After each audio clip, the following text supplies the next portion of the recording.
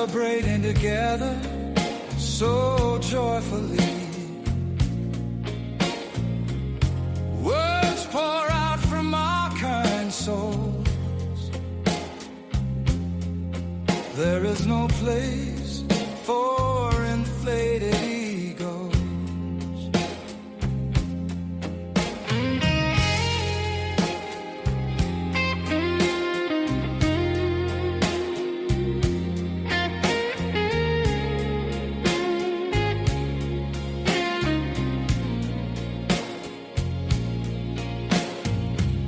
This place is home to you and me.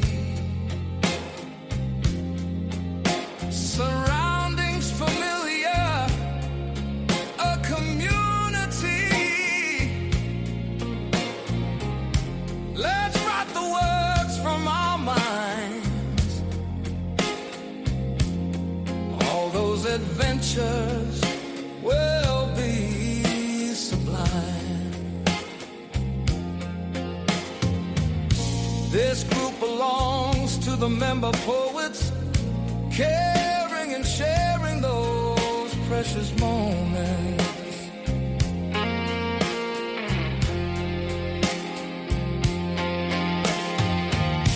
Let's laugh together, then share some tears, emotions displayed without anxiety or fear.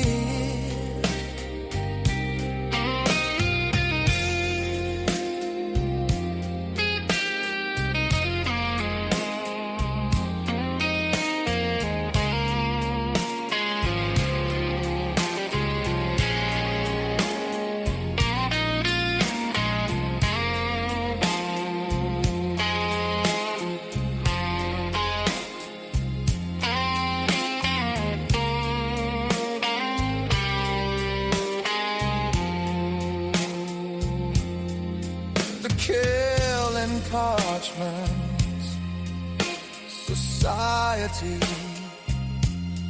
elevating poets, honoring art, enriching souls, celebrating community.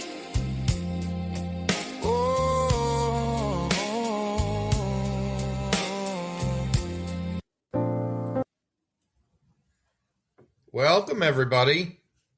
Time for another podcast. Zach, you with me? Hello, Bill. I thought I heard you there. Hi, Zach. How's it going on this Tuesday? Oh, it's great. It's cold, but not too cold. Not bitter. Chill in the negative degrees Fahrenheit. So I'm okay with that. Yeah, I'm ready for it. Well, a nice night of poetry too. Yeah. I am west of you significantly, Zach, and I'll tell you there is some sunshine coming. It was 47 in Indiana today. I was very happy about that, watching the snow melt and getting back to the muck and the dead grass of winter. So, guys, we're going to put it out there right from the very beginning. We had this originally scheduled for Sunday, and there were some problems on our mother site, They're All Poetry, where we could not access poetry. And it came back up about 7:30, 7:45, but it was too late. We just couldn't do it and put out the kind of show we like to put out. Didn't want any problems or issues. And you can't control everything, but, we just decided to move it back till Tuesday so we could do this show and get to the poetry that we've got. I think we've got 10 in the lineup to read. And see, I don't think we have too much in the way of significant announcements. Just to reiterate, we've changed the way we're doing the Poet of the Month. It is now a celebration of a poet. And this month it was Scarlet Knight. She was actually going to attempt to call in on Sunday with the show we originally scheduled, which would have been great because I want to encourage anybody, and especially the Poet of the Month, to call in and make this a thing where they're a participant. That's what we ultimately strive for. We want to see some participation from group members Again, we're the Quill and Parchment Society on all poetry. That's where we can be found. We're about 60 strong right now, and an eclectic group of poets that write some spectacular poetry from all different directions and walks of life. Let's see. Zach, do you have anything? Sure. I have, I guess, Parchies and other folks listening at home can find, our discussion and, what poems we're going to read, on altpoetry.com, the mother site, on top of the topic board at the very top where it says the reading list podcast episodes 11 and 12. And you scroll down and it'll be under episode 12. Episode 12, which if you're confused, somebody bookmarked it the wrong way, and it wasn't Zach. It was so the first poem we have to start with is actually above that bookmark. And Zach, whenever you're ready, I think you're reading first, aren't you? Yeah, sure thing. All right. This is Pac-Man's piece, and it's entitled "You Just Have to Pick the Right Stone." They called it a cold case, like the squad hadn't been breathing on it for 4 straight winters. Detective Jack Moreno wore the cold easy. It matched his face. 2 bodies, 4 years apart, same knots, same staging, copycat, the brass said. The mayor's office said, fix it. Moreno and his partner, Lila Chen, did what they always did when the room got loud. Jack finished his coffee, then he and Lila walked. Pavement remembers things people forget. The original file coughed up a name. Eddie Rosas, cabbie, address dead, as the payphone on the corner. The super shrugged, handed over a stack of mail, rubber banded it like it was waiting to be useful. One envelope was thicker, court seal, family visitation schedule. Brother's name jumped off the page. Marco Rosas. County lockup, release date circled in pen, 4 years ago. They found Eddie pouring coffee into a chipped mug in a diner that smelled like old rain. He cracked fast, said he lied because blood is louder than truth. He said Marco needed an alibi. The fenders on Eddie's cab were bent as his conscience.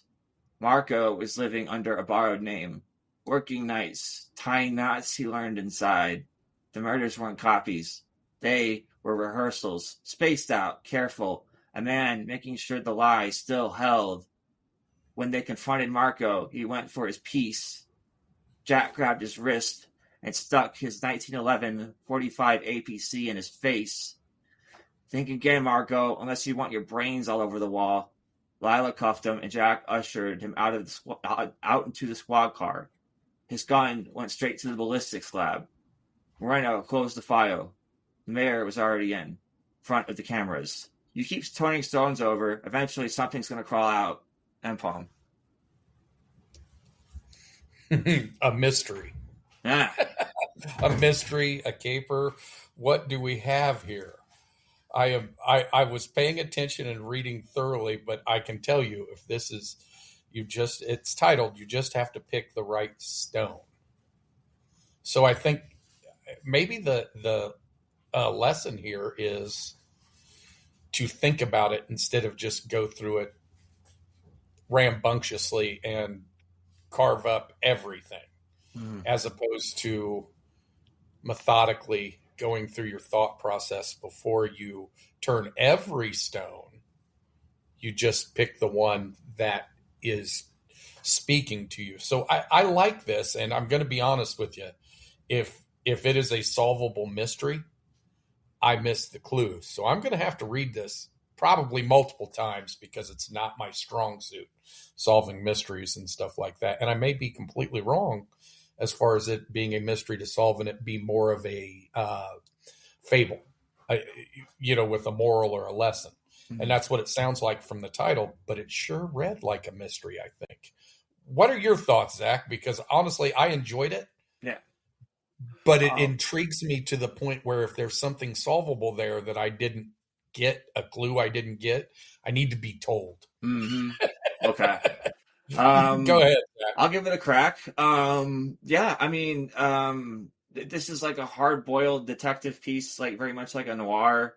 I think like from the just like it reminded me of a bleak kind of '90s thriller, almost like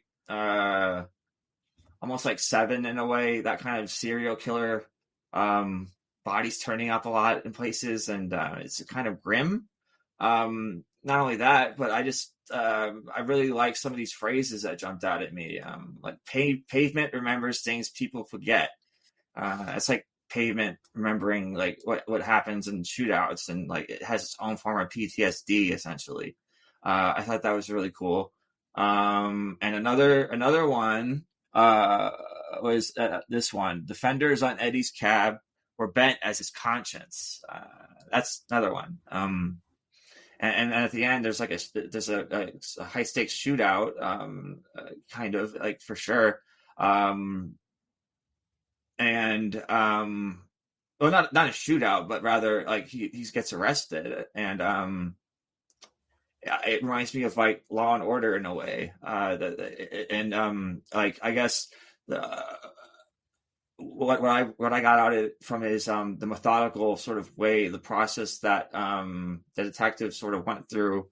The speaker rather, he and Lila essentially confronted him, and I guess he figured out that the murders that he was committing were rehearsals for other murders essentially. And he was just lying the whole time. Yeah. And I just like how it ended, especially how it's like case closed, the mayor's in, in front of the cameras. And I like there's like a moral at the end, which is like, you keep turning stones over, eventually something's going to call out. That's almost like don't leave no stone unturned. Don't leave no stone unturned. That one. It's almost like that, but not quite. It's a little bit of a variation of that, which I liked. Yeah, it was an interesting thing. And with the title, I'll be honest, Pac-Man had me on a string there. I was interested and following along the whole time and reading along, but there was so much action packed into it that it's dense. I feel like I missed 4 or 5 things, so I'm going to have to go back and read it more slowly. But it was very enjoyable, and I liked the style. It was something completely different. I've never seen. We've never read poetry like that live, so I thought it was really, really interesting and neat. And the turn of phrase and spots in there was really spectacular. It brought me kind of like an old detective kind of feel. But then there's a little bit of Starsky and Hutch in there. A little bit. Yeah, and a little bit of mayhem. It was kind of fun. It was really fun. Who Framed Roger Rabbit, maybe? Yeah, it's got some like caperness to it. Yes, caper. That's a good word, Zach. Well said. Oh, all right, let's go on to the next one. I wonder what we're going to get into now. It seems like we're off flying start here, aren't we? Let's see. We've got Autumn Hope 2. Home is where the sun shines in. Home is where your head sleeps soft on. Home is where 2 minds stay strong and warm in. Home is where you feel relaxed and calm down. Home is where the heart is, so deep down it is you who has to feel good about who you are. When it comes to another, you feel their strength, their embrace, their home, and you share it. The more can be the same. But in the same sense, the home can burn fierce.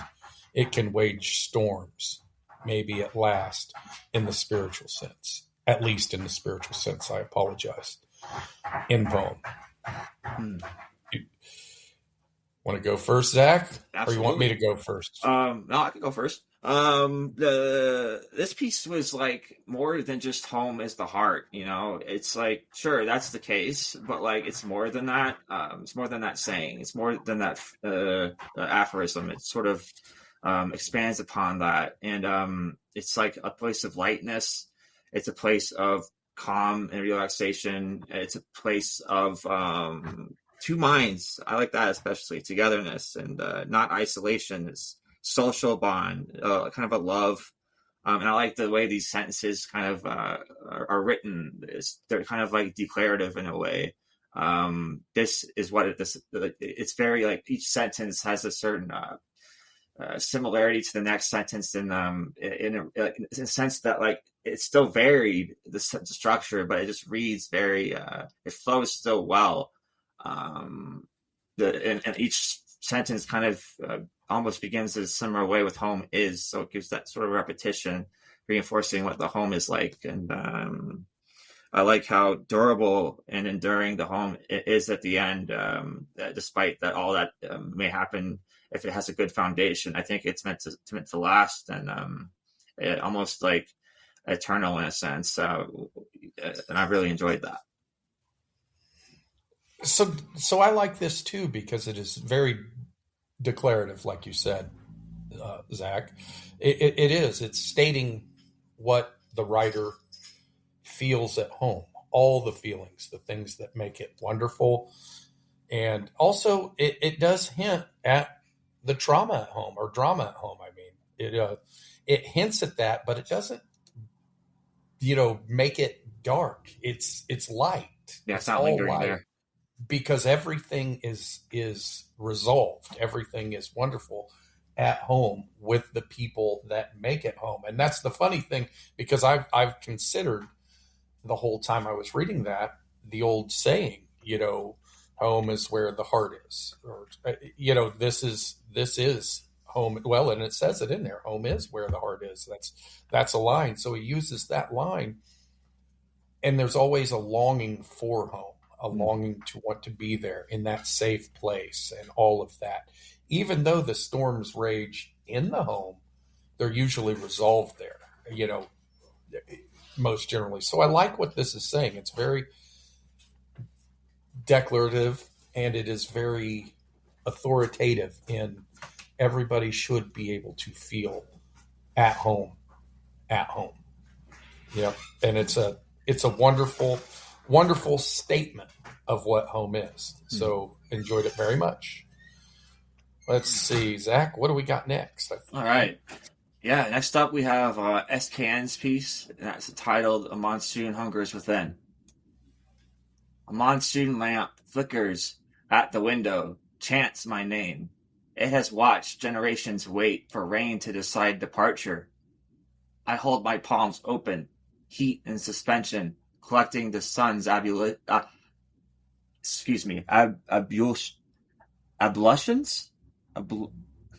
Collecting the sky's ablutions. Wrinkled sonatas of dying midnight angels and bedridden ghosts. A courage takes root, growing sideways in me, not tall enough yet. Famished, and spirits famine, malnourished by my own madness. Some days it trembles, raw as exposed nerves, bleeding sunsets into cups.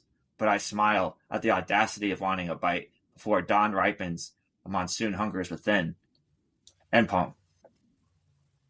Well read, Zach. So I googled ablutions. It is a spiritual washing or bathing, cleansing is what it and unfortunately with me looking that up, I did lose some of the poem here, but I get the idea because I was looking up that word. The idea is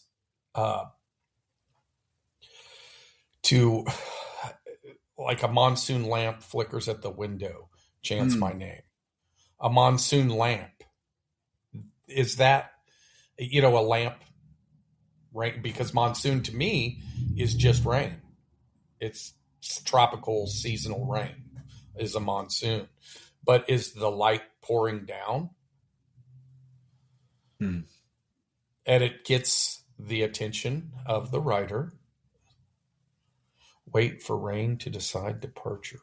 I hold my palms open, heat in suspension, collecting the skies. Oh, she's standing in the rain, letting it cleanse her. Oh my goodness. That is so obvious now. But I was so enthralled in ablutions. I looking it up, I lost the read. So I understand now what this is. This is a declaration. Again, we're using declaration again. A declaration of the cleansing and the feeling of that cleanse coming over this person spiritually, the writer spiritually. And it says, it closes with a monsoon hungers within. How about I back up? But I smile at the audacity of wanting a bite before dawn ripens. A monsoon hungers within. This is somebody that is eager, that is ready to go. That is beautiful, and it's beautiful and spiritual and touching. And the way it's written, it's so subtle in what it's saying. It's not really, beating you over the head with, I am a joyous, cleansed, wonderful person ready to take on this day. It's just saying, hey, you know what? I'm back at it. And I like that. I'm back at it with a vengeance, even though vengeance may have a negative connotation, but very enthusiastic. How about that instead of a vengeance? All right, Zach, go ahead. Sure. This one is like I like this. This is really intense. Like this was like losing oneself within the rain, almost like almost in a way like a madness almost. Giving oneself to the rain. And I like how initially this was sort of kickstarted by the monsoon lamp at the window, chanting the name of the speaker. So that's like the monsoon lamp is calling the speaker. And I think the monsoon lamp is just the monsoon in general, the monsoon outside of the window flickering. So it's like you said, Bill, like raining light down, like light as water, or vice versa. And it's just, it's just waited to essentially just let loose for generations. So it's like waited for the right place and the right time to sort of just to sort of pour down while the speaker is sort of experiencing it at this sort of appropriate moment, and just kind of really just soaks it all in the literal and metaphorical sense. And I just really like how it's just so cleansing and fulfilling, and like it's existing as a part of something outside oneself, or a part of something greater than oneself, almost. And I really like how, especially how the third to last stanza is kind of visceral, in a sense that the rain, or like maybe the longing for the rain, it trembles, frogs, exposed nerves,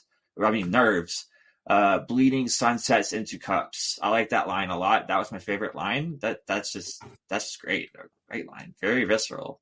And that kind of it sort of ends on a bit of a smile, sort of raring to go as the monsoon hungers within. So it's like the monsoon has traveled from outside to inside, inner, as opposed to external. So I really like that.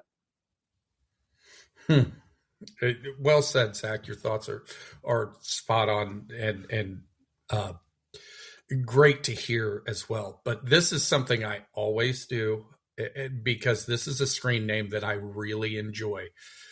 SKN is sweet, kind, nice. That's what the screen name is. And it's a wonderful screen name, and the writing is always spiritual and sweet, kind, and nice. Holds true every time. Well done, SKN. Oh, let's see. Well, we're moving on a totally different direction here with the pen name. Dark Night of the Soul is next with Roots, and I'll give that a read.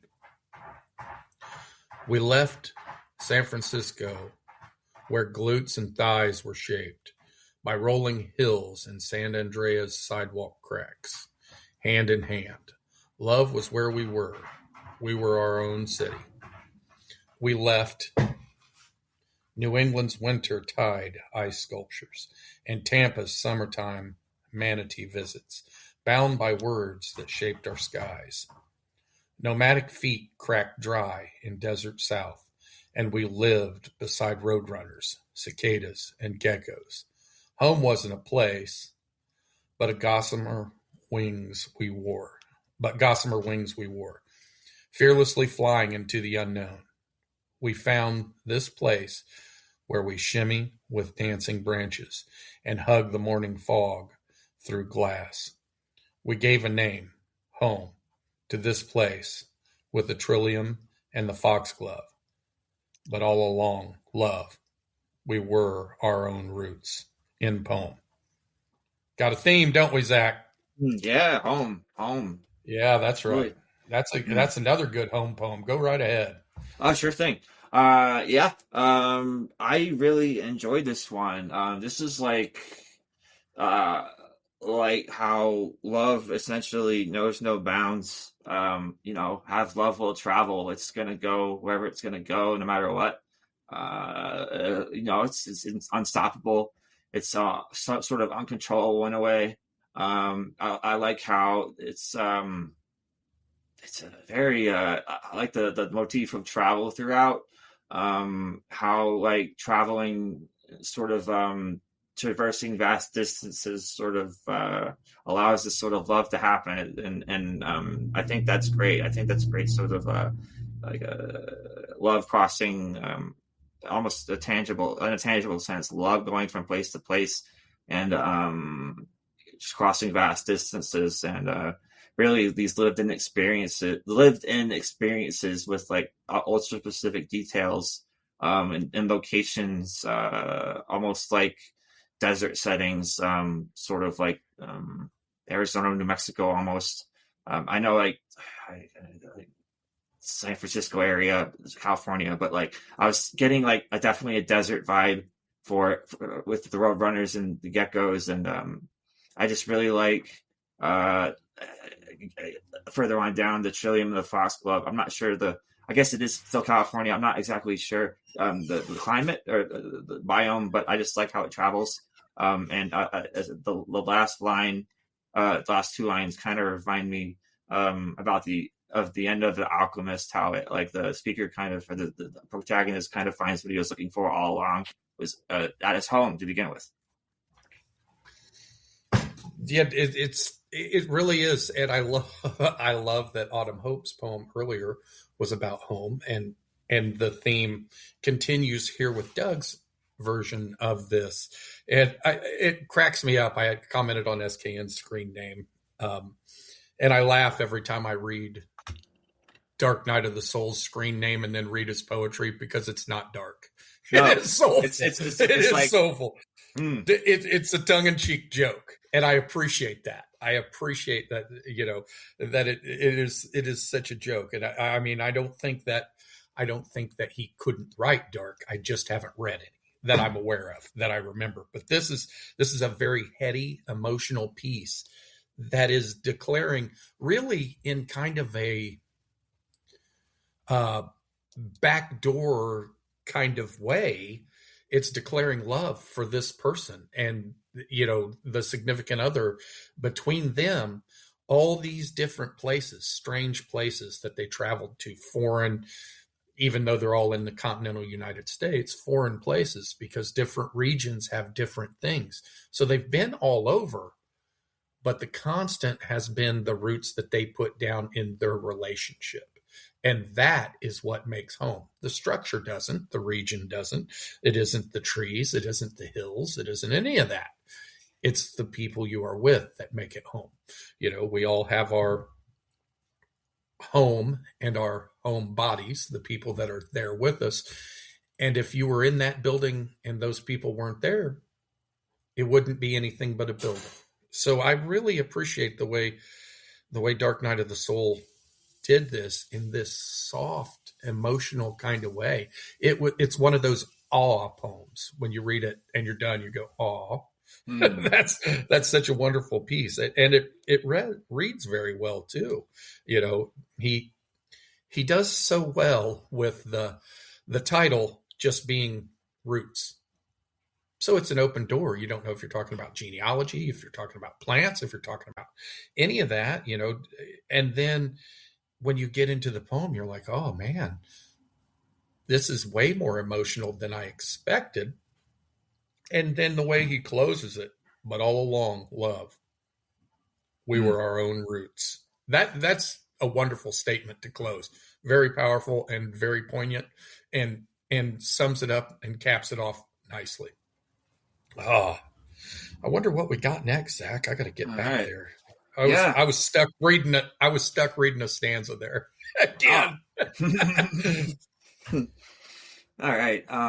Next up, we have Brent R. Grimes' piece, and that's entitled Writer's Block. Let me interject just real quick, sure. Zach. I think this is the first piece from Brent that we've read. Yes. Because he's one of our newest members. So it's kind of nice to see what's going on with this pen there. All right. Here we go. Writer's Block. Cheap store-bought ornaments hang dead on white walls. Nothing real, nothing true looking back. Fluorescence hawk shadows that shouldn't exist. False, thin, lingering like a bad habit I can't kick. A machine somewhere rasps out its tired tune, grinding, skipping, kicking through puddles it made itself. Paper sticks out its tongue, dry, waiting, daring me to try again. My pen twitches, the starving mud in my grip, jerking, snapping, wanting, a word that refuses to show, and the world just sits there, flat, washed out, monotone, like it's daring me to move first. End poem. We've all had bouts. We've all had bouts of writer's block, and I love the way he expresses this, because you're sitting there waiting for something to happen. And when you're inspired, it's easy. It is. When you're inspired, and moments of inspiration hit you, and that emotion, and you just find things to write about in almost everything, it seems. Everything seems profound to you. So you get used to that.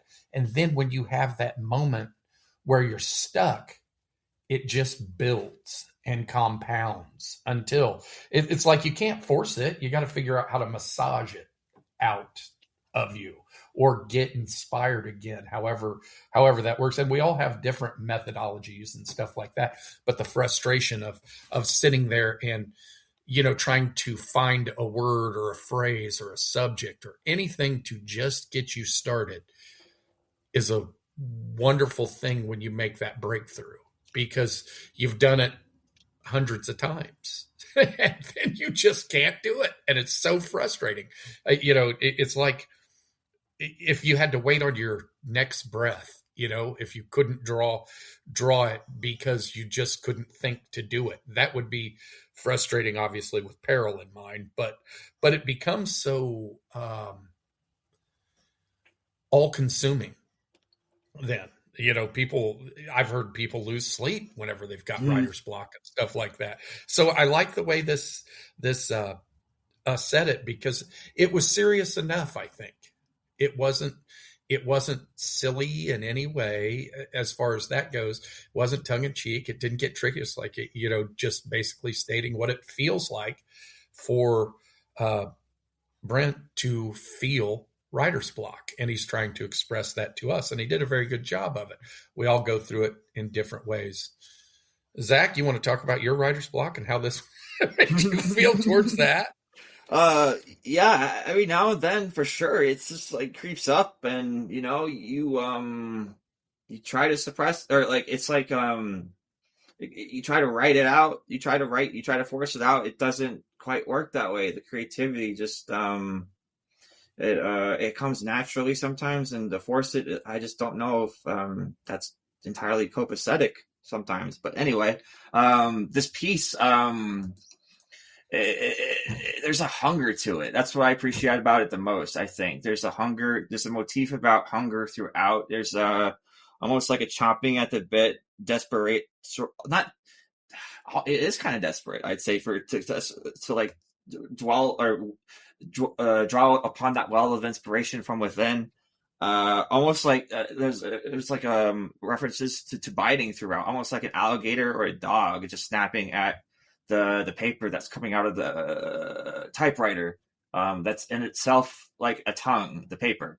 So I just think that's really cool. Just the idea how like desperate. This, like this writer is essentially just tearing paper out with his mouth in a way of speaking, but like vicariously through personification in a sense. He the speaker personifies himself in a way. And it's like, it's a very oppositional feel. Like it's very combative in a sense that like, you just want to like, just like it's like almost like a chess match. He just wants to win. And especially the last two lines, like it's daring me to move first. So it's like, yeah, it's staring him in the face. In a way, it's very it's intimidating in a sense, but he doesn't back down. I really like that.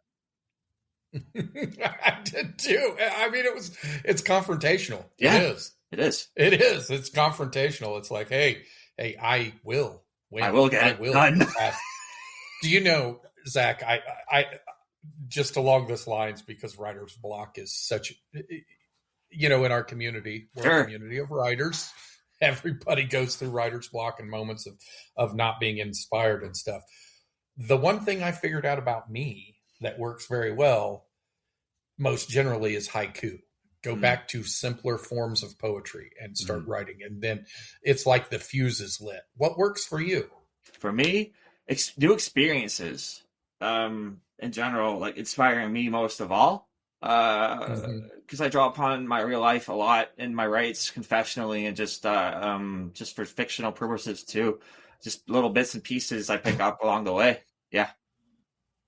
Yeah. So we all have our tricks and our things that we get to, and I'm sure Brent does as well. Let's see. What do we got next? This is a fairly new one by Scarlet Knight, the Girl Scout across the street from our February Poet of the Month, Scarlet Knight. So I'll give that a read. There's a little girl who lives across the street. She sits behind her little stand. People drive by. They don't spare her a glance. Her little money jar is empty, and her eyes so downcast. She must have had such big dreams for her little cookie stand. And I remember when I was younger, behind a table sat, not a Girl Scout selling cookies, but a kid selling blankets for their parents. I remember the subtle heartbreak when I had nothing to show for it, an empty cash box at day's end, and aches from being there. $6 for a box of cookies, $12 well spent. For now, I have a warm heart, peanut butter sandwich cookies, and Thin Mints. And that little girl lit up as if I made her day. When I went across the street, when she counted out my change.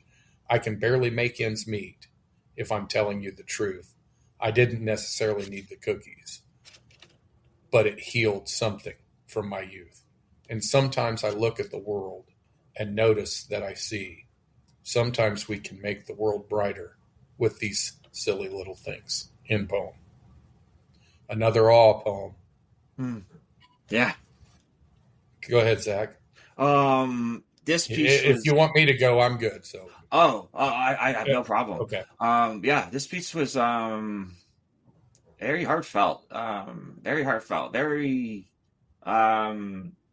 reads like a real memory. It really does. It kind of it feels real to me in a sense that I could just it's a narrative piece, and yet it seems like the speaker is recalling something very specific from the past, because it just reeks of truth. How this speaker is empathetic for this little girl, this Girl Scout, extremely empathetic in an extreme sense, because the speaker is in a little bit more dire straits than the Girl Scout, and recognizes that, and yet knows exactly how she feels because of this past selling blankets for their parents to keep warm, which is survival. And that's there's that sort of diminished somewhat, and like a little the Girl Scout selling the cookies, in a sense that it's like not happening to the speaker, but rather another person. But yet the empathy still kicks in, and the speaker not only buys the cookies from the Girl Scout, probably making her day in a way. Speaker also more importantly, heals the past. Sort of the that sort of almost that those long days, almost like traumatic past in a sense. Heals something from the speaker's youth, and learn like in a sense gathers from the experience that there's ways to make the world brighter by just doing like almost like putting one small foot forward in a sense for others, and a small little like in a sense in giving and being generous, and in some small way that really would make a big difference. Mm-hmm. Yep. So I'm going to go ahead and read her author's notes too, Zach. Ah, sure. Because I think it clarifies something. Am I writing an over-emotional piece about buying unnecessary cookies? Yes. Yes, I am. But the kid looked so sad and then so happy when I bought them. It just reminded me of myself when I was younger. I saw she and her mom were closing down the stand after not having sold any cookies, and I just had to go over and buy some. It felt real. Yeah. So after reading that, and I got this from the poem. I felt like that the first memory may have been Scarlet. Mm. The first memory may have been Scarlet, and I may be wrong that it happened across the street from her house, because that's literally in there. But it felt like if she wasn't the subject of the memory part of it, then she was at least very, very aware of what was going on. Like it felt like her own. She was so empathetic that it felt like her doing it, because that's where this comes from for me. And I understand I am a sucker for Girl Scout cookies as well. And my wife would attest to that. If we go someplace and there's Girl Scout stands set up there, I always try to buy, not only because we love the cookies, but to support the Girl Scouts. And it does. It builds their confidence, and it makes them feel like they're accomplishing something and they're helping. And that is a good thing to instill in a kid. And that's what I think that's what this poem is saying. It's good works erasing bad memories. And that's a wonderful thing. And I don't know for sure if the original memory feels like, to me, after reading everything, that it was probably her, Scarlett's memory from her being young, and then the rectifying act of buying the cookies from the Girl Scout is a good piece. Another one of those all pieces. Seems like that's where we're going today, isn't it? Funny Seems how that way. works. It's eerie that way. Sometimes it just uncannily, the shows end up having a theme somehow. Yep. Let's see. What are we off to now, Zach? I scrolled there. Oh, I got you. Next up, we have Hint's piece, and that's just entitled "Shh." I'm going to give that a read. Maybe in this life, it was me who was wrong. Was there ever a life where I was perfect? Have you ever seen a perfect cloud? I have, on a movie set. A perfect cloud made from wool and cotton. Maybe in one life, we were friends, not so long ago. You took care of me. Are you still there? The nights are cold and dark. I feel alone when I miss your meals. Maybe in another life, I have a perfect world, built just you and me. From the edge of endless emptiness, with nothing but solitude, I see such a pretty world of mine without me. End poem. That's a pretty heavy piece. Not an all piece, but it yes, it's definitely a thinker. So I really loved, well read too, Zach, by the way. You got through that pretty well. And it changed seriousness. It just amped it up all the way down. It really did. But I love the way it started. It says, maybe in this life, it was me who was wrong. Was there ever a life where I was perfect? First of all, nobody's perfect. We're all flawed. And you learn that with age. Have you ever seen a perfect cloud? I have, on a movie set, a perfect cloud made from wool and cotton. I love those first two stanzas because it actually goes back and says, okay, the only things perfect are fake. Mm-hmm. Because there's no absolute perfection. There can't be. You're not perfect in your thoughts. You're not perfect in your spirit. You're not perfect in anything. We strive for perfection and accept our shortcomings is what we do. And with age, as life goes on, you learn those things. It's not instilled in you at first. You have to see enough of the world to understand that there's imperfections everywhere. That's what gives the world character. The reason you know somebody's car from somebody else's car, if they were absolutely made perfectly the same, you wouldn't know the difference between the two vehicles unless somebody was in it that you recognized or not. But if one had a dent on the fender, that one has character. And you could tell the difference immediately in the two. Which one would you rather drive? The perfect looking one or the one with a dent in the fender that you know gets down the road? It's hard to say, but the imperfections are what make us who we are. So I love this piece for that. It's basically saying, you know what? I've learned we're all imperfect, and anything you see that is perfect is a fraud. It isn't real. It's contrived, and that's absolutely true. I agree with it 100%. So well done, Hint. Your thoughts, Zach? Yeah. I really enjoyed the contrast and the juxtaposition between what's real and what's not. In this context, it's a relationship, I think, a closeness. There's certainly a closeness that once existed between these two. It's not there anymore, I don't think. And I think there's a certain wistfulness to this piece. There's a certain wishing that there was something else, but it wasn't. Because I mean, once upon a time, the speaker was in a sense taken care of by another, and yet with time, I think they drifted apart somehow, and the speaker is searching in a sense that missing the other person, just missing, but not mad or anything about where they be, or in a sense just not yearning for sort of a sense of where that person is at that moment.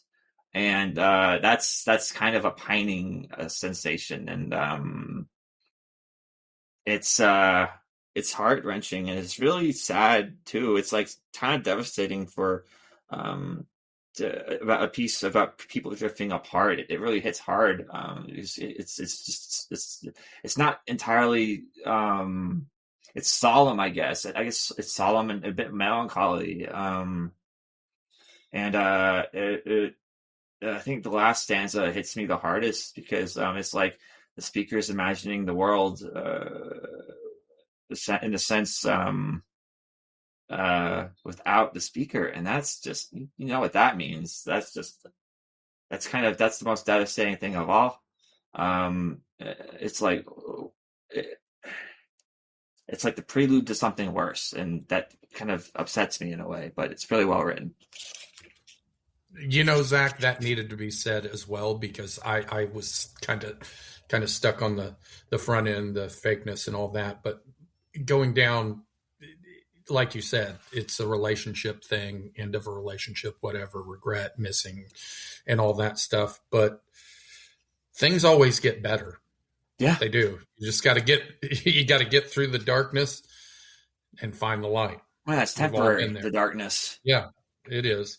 And the funny thing is, I mean, we could get into you and I have messaged each together and talked at length about, my obsession with the contrast between the light and the dark. Oh yeah. I've always appreciated it. And it took me a long time in my life to realize one was just as important as the other. Mm. You can't live in the darkness always, but you can't live in the light always either. It's one and the same. You have to have both. So let's see. Moving on. I think I scrolled off of it. Zach, what do we got next? Next up, I think it's Aaron Farrow's piece. And that's mine, right? Oh, yeah, that's yours. Okay. I knew it was my turn to read, but I kind of got all up in it with that last. Oh, I feel you, man. No, you're fine. Yeah. Well, we're so blessed to read so many such a great different, time, isn't it? Yes. Yeah. We just travel all over the place, and the poets are the ones that make that happen. So one day, maybe I can make Zach laugh. So we'll see what we do moving forward. See if we could do more. You're Again My Friend by Aaron Farrow. I kiss the morning with a burgundy, paletted rose. No want or will for which way the wind blows. It's relaxed in the sinew of my back. I'm indigo jelly in the track. I'll will my relax as vine creeps around every corner. Rest my head on the pillowed bed, listening to the stories Florence speaks. I run throughout the catacombs of my discontent as a child to play with clay. Snakes bite, so I overcome them with a lamplight. I sizzle per sneak. I pray for the bird's beak to rend its eyes into no more bleak. I'll paint my rainbow on the skies and say goodbye to the long sighs. I'm ready to smile again. I'll have dinner in the love I send. There's some which cannot ascend in this life. I wait as Miss Muffet on a toadstool of hope, red and speckled white, for a door to lush fairyland, where you're again my friend. Oh, in poem. What do you think of fairies, Zach? Yeah, this is awesome. Love them. Love this. This was almost it had the cadence of a childhood memory, and it did feel pretty real in a sense. In a way that's like magically realistic, magical realism. There's just enough magical emphasis to kind of sustain the sense of almost believability, almost that sense that like the childlike belief that doesn't that's still like that exists within the piece. And I really like that it's like an Italian version of that, and running through like Florence and kind of like a sort of a creepy setting. Because when you're that age, I think when we're kind of little in a sense, you are aware of certain things, you have a certain awareness, and you are aware of light and dark to a degree, and the darkness is certainly attractive to an extent to the speaker who wanders around in catacombs. You can just almost see the snakes biting and retreating, and it has the kind of a logic to it. The piece, it's kind of dreamlike and almost childlike logic from the child's nostalgia. Very clearly remembered piece, and then the magical realism comes into play in the last two lines. I waited Miss Muffet on a toadstool of hope, red and speckled white, for a door to lush fairyland where you're again my friend. Oh, so that like there's wistfulness there that maybe like beyond the catacombs there's this fairyland, and it's sort of like within the sense that like the catacombs are there, like maybe fairies aren't so much or aren't like so far off from that setting in a sense. They're just like it speaks to the child in a certain way that can't be heard other than that through that child's eyes herself. Yeah, really enjoyed it. So I know as I started reading this, I didn't quite get the rhythm at first. And then I hung up in a couple of places and I realized what you just said, Zach, when I was reading. This is written from a very childlike perspective. And so the wording, the phrasing, and all that stuff kind of mirrors that thought and gives it like a sweetness that is neat because there's a little bit of darkness, and I don't know if the O at the end is, like a realization. Oh, like, oh no, or oh yes, which is it?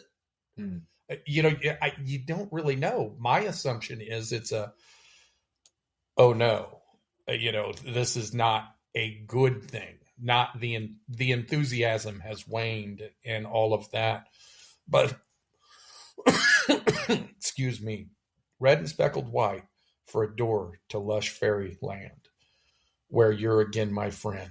Oh, that line right there, where you're again my friend, is that talking about somebody that is, that a friendship has ended? Is that what this says? Is that, or is it going, I feel like it's not a literal friendship ending.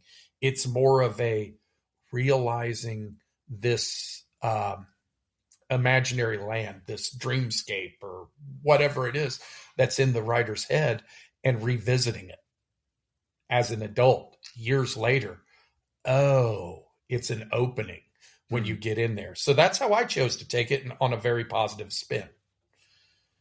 That this person, the writer, is imagining this fairy tale land that they played in when they were a kid, that they had the imagination to contrive when they were young, and they're wanting to revisit it. So that's what I got out of it, and that makes me feel really good about the piece. What are your thoughts, Zach? Oh yeah, I just like how we could like agree on our we could have slightly different views and still agree on our interpretations as existing as similar in a sense, but still very different. I like that. See what I just did there? Did I make you go twice on this one, Zach? Well, yeah. I'm sorry. It's okay. I got caught up in my own comment and didn't want to skip you, and you had already went. It's all good. It's all good. Yeah. We'll just move right along, I guess. Exchanges, don't we? Yeah, I do too. Right.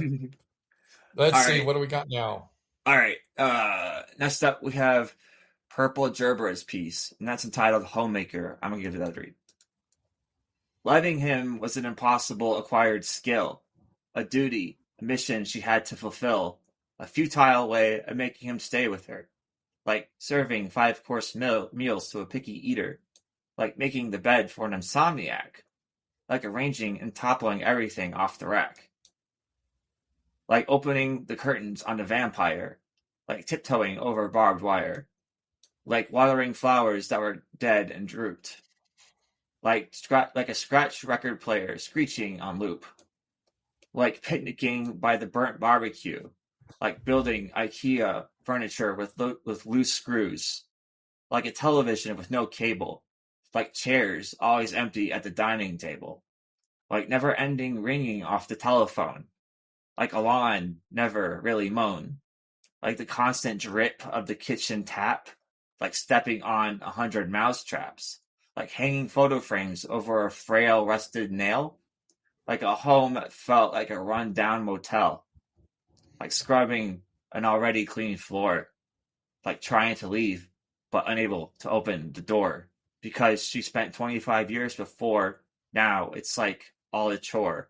For her, it was enough to make her stay. Love like a task she carries on every day. End poem. And that's melancholy. Yeah. That's wow. That's a sullen, sad.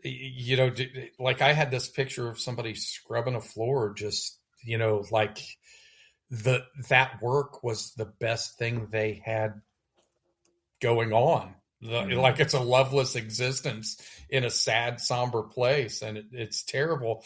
And the futility of every line. Loving him was an impossible acquired skill, a duty, a mission she had to fulfill.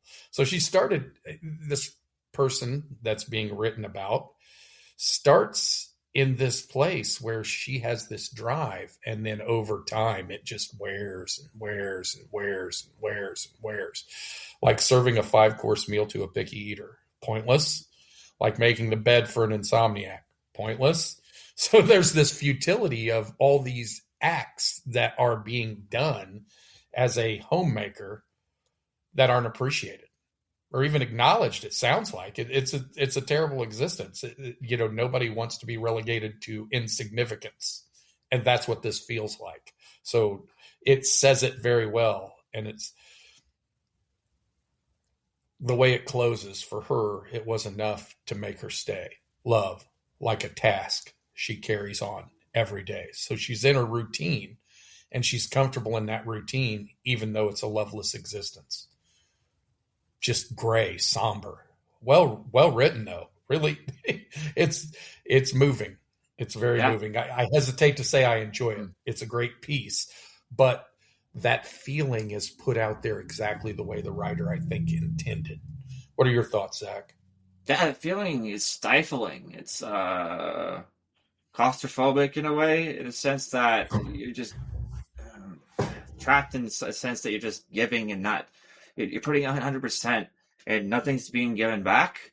Very one-sided in a sense, and increasingly impossible and futile as these similes just simile after simile of how impossible this love actually is. And I think by the end of it, it still seems like, despite that, it just seems like it's still going on, despite almost like a compulsion. Like it's still there's some scrubbing an already clean floor. That's like OCD in a sense, that like just no matter how much you scrub that floor, you're never gonna get it clean. Just like the relationship in a sense, it's not. It's always going to be that chore, and it's always never gonna be spotless enough for the speaker. And it's just still a chore, and that compulsion still compels the speaker to stay every day, and that's devastating.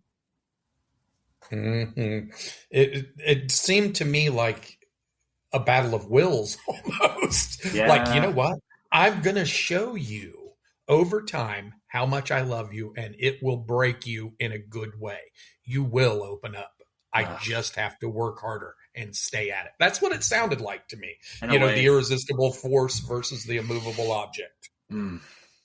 It's in a love sense, but it was just sad. It really was sad. Well done, though. It's felt like a wave breaking against like a rock that just doesn't like let up. It doesn't ever give. Right. Just relentless. Yeah. And both directions, relentless both ways. That's right. Relentlessly like ignoring and relentlessly not ignoring. Mm-hmm. Right. Yeah. It's well done. Boy, we've had some thinkers, Zach. Yeah. We sure have. Excuse me. Ready to move on. Oh, yeah. That's all you, man. We're to mine. That's the end of it after this. This is my piece, Unexpected Bill's piece, titled Posthumously. Autumn is a funeral procession for trees. There's death all around, scattered debris. The mighty oak faces winter's oncoming chill, naked, without leaves, upon the crest of a hill. Wind howls throughout the valley below. It won't be long, he'll be buried in snow. He does not cry, weep, or beg for mercy, admirable in his sadness, stoic as can be. The colors remain scattered on the ground. Amidst all the decay, everything's profound. Littered along the knoll, a twig, a leaf, a limb. The tiny little pieces, once were part of him. I see him in the autumn light just before sunset, then ponder alone together on life and our regrets. He's been this way since I was young, my friend, my inspiration, on the knoll above the valley where we share in contemplation. What do they all mean as I look around, these colors making me bereft?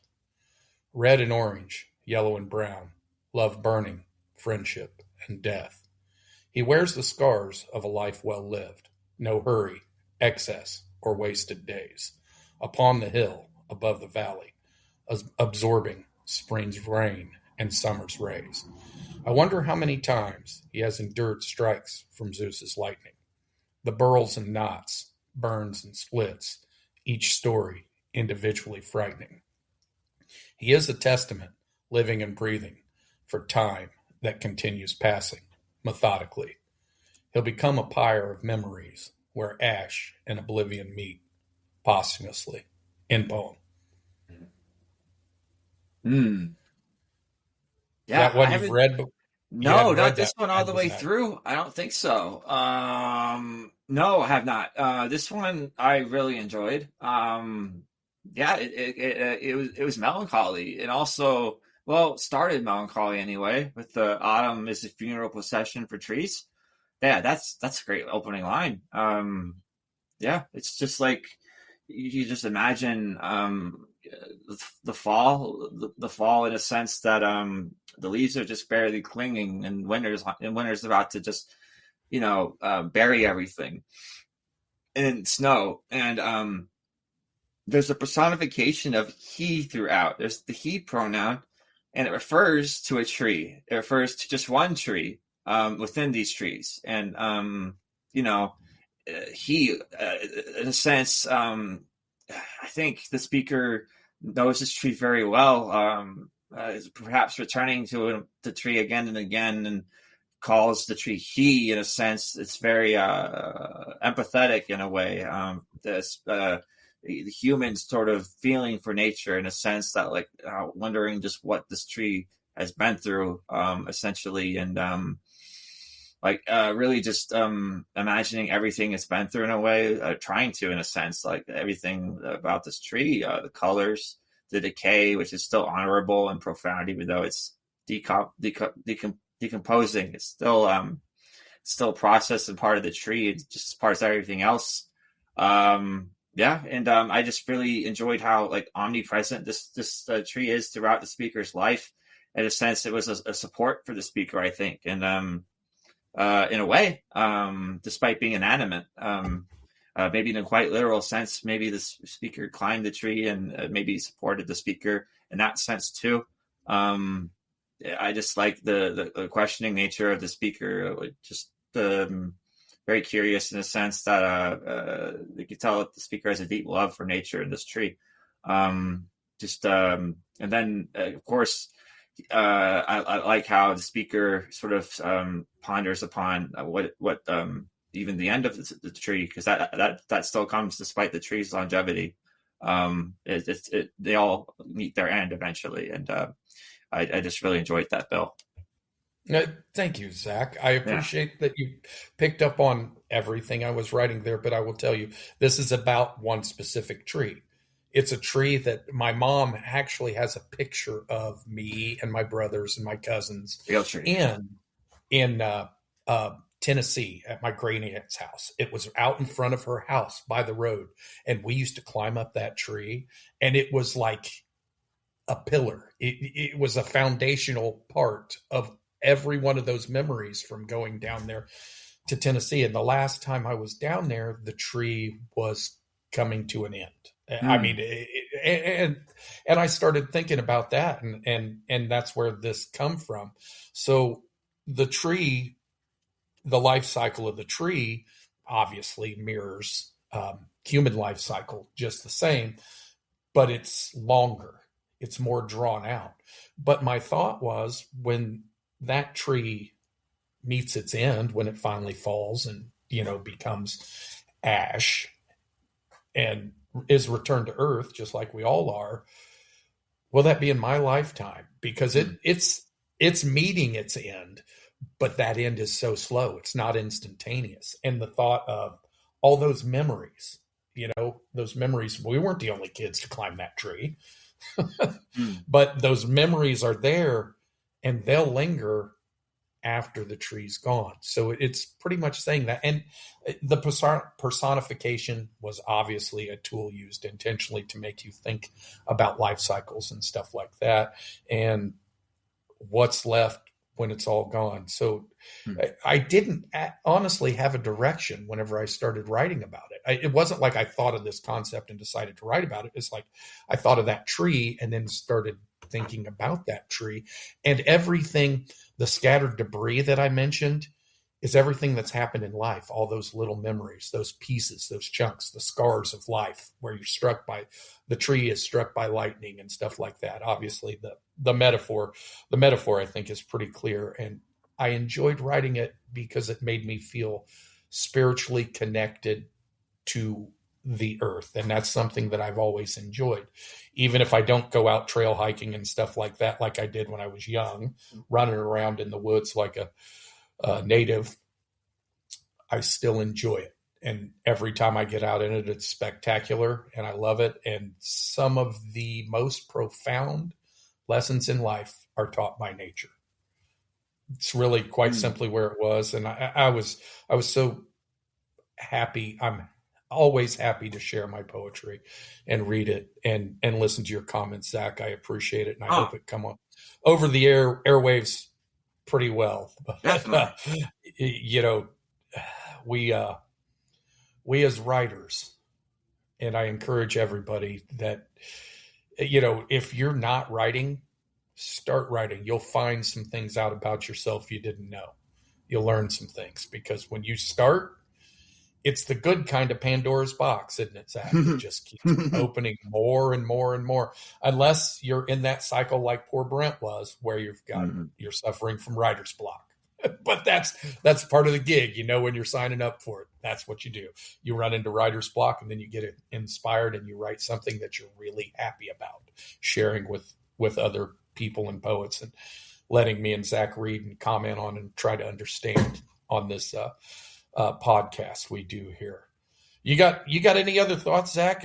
I know where we're at. We're at show 12. The dwelling is it's just about ending, I guess. Yeah, I just really enjoyed the end for sure. It was the personification and the lingering memory of the tree. So again, we need to mention too, this month's Poet of the Month is Scarlet Knight. We read a piece by her, and we're going to try to get one piece in every show from the Poet of the Month. We'll see if we can keep up with that. So then we'll move on to a new Poet of the Month next month, and we'll kind of do the same thing and see where we land in all of that. Everything is ticking along pretty well. We have some participation. All of you Parchies out there, just keep posting poems to the reading list on the group site, and we will get them here and get them read, because that's how we feed the machine here. And every week when we begin these podcasts, we don't know what we're reading, because Zach and I cold read it. Attest to that, Zach. Love that. We cold read it, because that's the best way to put those emotions out there, to let that writer see us react to their piece. We love it. I always love it more in the beginning than I do in this part.